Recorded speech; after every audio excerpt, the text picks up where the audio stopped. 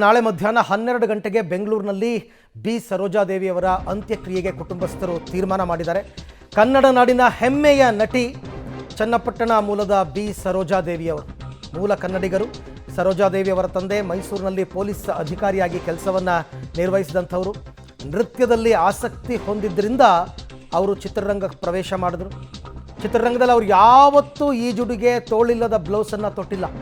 ಒಂದು ರೀತಿ ಅವರ ಡ್ರೆಸ್ಸಿಂಗ್ ಸೆನ್ಸು, ನಾನು ಅದನ್ನೇ ಹೇಳ್ತಾ ಇದ್ದು, ತುಂಬ ಜನರಿಗೆ ಮಾಡೆಲ್ ಆಗಿತ್ತು. ಅವರ ಸೀರೆ, ಅವರು ಉಡ್ತಾ ಇದ್ದ ಸೀರೆ, ಅವರ ಹೇರ್ ಸ್ಟೈಲು, ಅವರ ನಡಿಗೆ ಪ್ರತಿಯೊಂದು ಕೂಡ ಮಾದರಿ. ಓಕೆ, ಈ ಬಗ್ಗೆ ಮಾತನಾಡೋದಕ್ಕೆ ನಮ್ಮ ಜೊತೆಯಲ್ಲಿ ಹಿರಿಯ ನಟಿ ಸುಮಲತಾ ಅಂಬರೀಷ್ ಅವರು ಸಂಪರ್ಕದಲ್ಲಿದ್ದಾರೆ. ಮೇಡಮ್ ನಮಸ್ತೆ, ಅರವಿಂದ್ ಮಾತಾಡ್ತಾ ಇದ್ದೀನಿ. ನಮಸ್ತೆ. ನಾನು ನಿಮ್ಮಿಬ್ಬರ ನಡುವಿನ ಬಾಂಧವ್ಯದ ಬಗ್ಗೆ ನಂಗೆ ತುಂಬ ಚೆನ್ನಾಗಿ ಗೊತ್ತಿದೆ.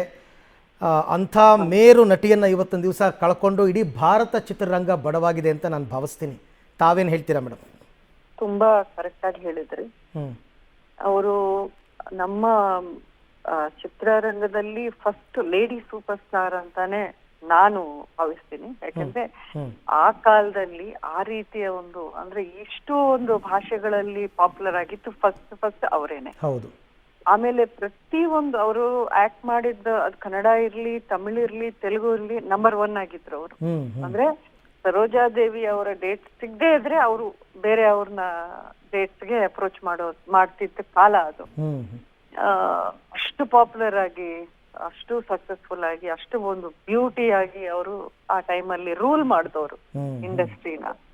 ಅಟ್ ದ ಸೇಮ್ ಟೈಮ್ ಅವರ ಒಂದು ರೂಟ್ಸ್ ಏನಿದೆ ಕನ್ನಡ, ಇಲ್ಲಿಯ ಒಂದು ಪ್ರಿಫರೆನ್ಸ್ ಅವ್ರು ಯಾವತ್ತೂ ಮರ್ತಿಲ್ಲ, ಬಿಟ್ಕೊಟ್ಟಿಲ್ಲ. ಯಾಕಂದ್ರೆ ಸಾಧಾರಣವಾಗಿ ಕನ್ನಡದಿಂದ ಬೇರೆ ಬೇರೆ ಭಾಷೆಗಳು, ಅಂದ್ರೆ ದೊಡ್ಡ ದೊಡ್ಡ ಇಂಡಸ್ಟ್ರೀಸ್ ಹೋದವರು ಒಂದಷ್ಟು ಇಲ್ಲಿ ಮರ್ತು ಬಿಟ್ಟು ಹೋಗೋದು ಅದು ಸಹಜವಾಗಿ ನಡೀತಾ ಇತ್ತು. ಆ ಕಾಲದಲ್ಲೂ ಅವರು ತುಂಬಾನೇ, ಅಂದ್ರೆ ಆ ಒಂದು ನಮ್ಮವರು ಅನ್ನೋ ಒಂದು ಅಭಿಮಾನ ತುಂಬಾನೇ ಇತ್ತು ಅವ್ರಿಗೆ. ಕನ್ನಡ ಅಥವಾ ಅವರ ಒಂದು ಕಮ್ಯುನಿಟಿ ಬಗ್ಗೆ ತುಂಬಾ ಅವ್ರಿಗೆ ಅಭಿಮಾನ. ಅವರು ಆ ಒಂದು ಸಿನಿಮಾ ಇಂಡಸ್ಟ್ರಿ ಜೊತೆಗಿನ ಒಂದು ಇನ್ವಾಲ್ವ್ಮೆಂಟ್, ಆಕ್ಟಿವಿಟೀಸ್ ಕೊನೆವರೆಗೂ ಅವ್ರು ಉಳಿಸ್ಕೊಂಡ್ರು. ಎಲ್ಲೂ ಅವರು ಬಿಟ್ಟಿಲ್ಲ. ಸಿನಿಮಾಲ್ಲಿ ಆಕ್ಟ್ ಮಾಡ್ತಿಲ್ಲ, ನನ್ಗೆ ಹಾಕ್ಬೇಕು ಅನ್ನುವಂತ ಆಟಿಟ್ಯೂಡ್ ಒಂದು ದಿನಾನು ಇರ್ಲಿಲ್ಲ ಅವರಲ್ಲಿ. ತುಂಬಾ ಕನ್ಸರ್ನ್ ಇತ್ತು ಸಿನಿಮಾ ಇಂಡಸ್ಟ್ರಿ ಬಗ್ಗೆ. ಅಲ್ಲಲ್ಲಿ ಫೋನ್ ಮಾಡಿ ಅಂಬರೀಷ್ ಅವರಿದ್ದಂತ ಟೈಮಲ್ಲಿ ಅವರು ಅಟ್ಲೀಸ್ಟ್ ವಾರಕ್ಕೆ 5 ಬಾರಿ ಅವ್ರು ಫೋನ್ ಮಾಡೋರು ಅಂಬರೀಷ್ಗೆ. ಅದು ಸಿನಿಮಾ ಇಂಡಸ್ಟ್ರಿ ವಿಷಯ ಇರ್ಬೋದು, ಬೇರೆ ವಿಷಯ ಇರ್ಬೋದು.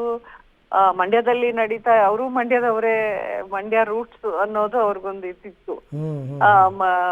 ಮಂಡ್ಯದಲ್ಲಿ ನಡೀತಾ ಇರೋ ವಿಷಯಗಳ ಬಗ್ಗೆ ಗಮನಕ್ಕೆ ತರೋದಿರ್ಬೋದು, ಅಥವಾ ಪರ್ಸನಲ್ ವಿಷಯ, ಕಷ್ಟ ಸುಖ ಇದ್ದಾಗ ಫೋನ್ ಮಾಡಿ ಅವರು ಹಂಚ್ಕೋತಾ ಇದ್ದಿದ್ದೆ ಅಂಬರೀಷ್ ಅವ್ರ ಜೊತೆಲಿ. ಅವ್ರಿಗೆ ಅಂಬರೀಷ್ ಅವ್ರನ್ನ ಕಂಡ್ರೆ ನನ್ಗೊಂದು ದೊಡ್ಡ ಶಕ್ತಿ, ಅಂಬರೀಷ್ ನನ್ನ ತಮ್ಮ ಅಂತ ಹೇಳ್ಕೊಂಡು ಇದ್ರು. ನಮ್ಮ ಮನೆಗೆ ತುಂಬಾ, ಅಂದ್ರೆ ಎಷ್ಟೋ ಬಾರಿ ಬಂದಿದ್ದಾರೆ. ನಾವು ಅವ್ರ ಮನೆಗೆ ಅವ್ರು ಕರೆದಾಗೆಲ್ಲ ಹೋಗಿದ್ವಿ. ಅವ್ರ ಮನೆಯಲ್ಲಿ ನಾವು ಊಟ ಮಾಡಿರೋ ಒಂದು ಸಂದರ್ಭಗಳು ಎಷ್ಟು ಅಂತ ನಾನು ಹೇಳಕ್ಕಾಗಲ್ಲ. ಅಷ್ಟು ಪ್ರೀತಿಯಿಂದ ಒಂದು 50 ರೀತಿಯ ವೆರೈಟೀಸ್ ಮಾಡಿ ಅವರು ಅಂಬರೀಷ್ಗೆ ಬಡಿಸೋದಂದ್ರೆ ಅವ್ರಿಗೆ ಅಷ್ಟು ಇಷ್ಟ, ಅವ್ರಿಗೆ ಅಷ್ಟ ಆಸೆ. ಆಮೇಲೆ ನಾನು ಪಾಲಿಟಿಕ್ಸ್ ಬಂದ್ಮೇಲೆ ನನ್ನ ಬಗ್ಗೆ ತುಂಬಾ, ಅಂದ್ರೆ ಒಂದು ಪ್ರೊಟೆಕ್ಟಿವ್ ಮದರ್ಲಿ ಫಿಗರ್ ಅಂತಾನೆ ನಾನು ಹೇಳ್ಬೇಕಾಗತ್ತೆ. ಅಷ್ಟು ನನ್ನ ನೋವು, ನನ್ಗೇನಾದ್ರೂ ಯಾರಾದ್ರೂ ಒಂದ್ ಮಾತು ಅಂದ್ರೆ ಫಸ್ಟ್ ನೆಕ್ಸ್ಟ್ ಡೇ ಫೋನ್ ಅವ್ರಿಗೆ ಬರೋದು.